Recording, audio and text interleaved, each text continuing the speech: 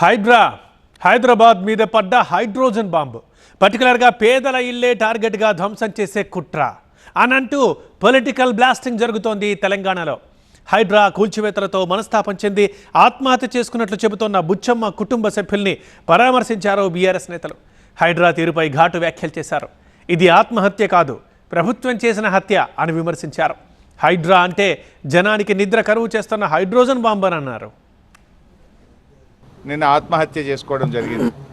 ఇవాళ ఈ హైడ్రా పేరిట ఇప్పటికే 3 ఆత్మహత్యలు ఈ హైదరాబాద్ నగరంలో జరిగాయి.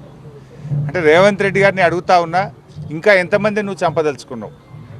ఇది బుచ్చమ్మ ఆత్మహత్య కాదు, రేవంత్ రెడ్డి ప్రభుత్వం చేసిన హత్య. ఇది నీ యొక్క తప్పిదాల వల్ల, నీ యొక్క చర్యల వల్ల ఇవాళ వీళ్ళందరూ కూడా ఆత్మహత్యలకు పాల్పడుతూ ఉన్నారు.